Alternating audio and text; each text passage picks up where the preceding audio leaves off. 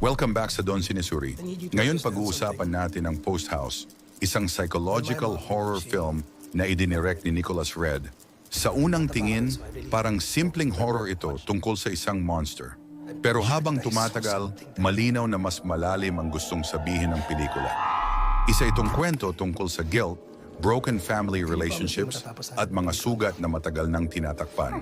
Ang kwento ay umiikot sa isang troubled film editor at sa kanyang emotionally distant daughter. Habang nagtatrabaho sila sa restoration ng isang incomplete silent horror movie, hindi nila namamalayan na ang pelikulang ito ay may mas madilim na pinanggalingan.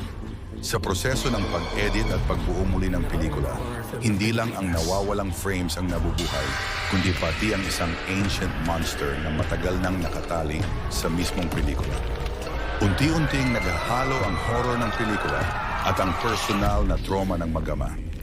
Lesson number 1. Ang mga bagay na hindi inayos, bumabalik sa mas masamang anyo. Ang monster sa Post House ay hindi lang literal na halimaw.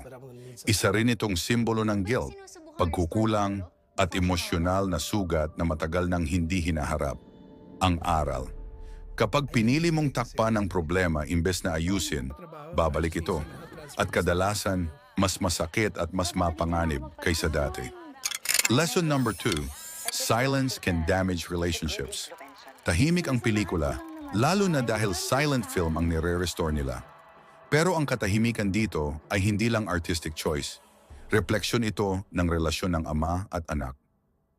Ang aral, kapag walang komunikasyon, nabubuo ang distansya. Hindi kailangan ng sigawan para masira ang relasyon. Minsan sapat na ang matagal na pananahimik. Lesson number 3, art carries the weight of its creator. Ipinapakita ng Post House na ang pelikula ay hindi lang entertainment. May dala itong emosyon, trauma, at minsan kasalanan ng mga taong gumawa nito. Ang aral, anumang likha mo, dala nito ang bahagi ng pagkatao mo. Kung puno ka ng galit, takot o guilt, lalabas at lalabas yun sa ginagawa mo. Lesson number 4, healing starts when you face the horror, not hide from it.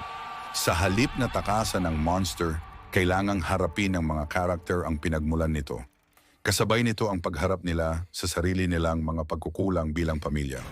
Ang aral, hindi nawawala ang trauma sa pag-iwas. Nagsisimula lang ang healing kapag pinili mong harapin ang kinatatakutan mo, kahit masakit. At yan ang mga aral mula sa Post House. Una, ang hindi inayos na sugat ay bumabalik. Pangalawa, katahimikan ay maaaring makasira ng relasyon. Pangatlo, ang sining ay nagdadala ng emosyon ng lumikha nito. At pang-apat, walang healing kung walang pagharap sa takot.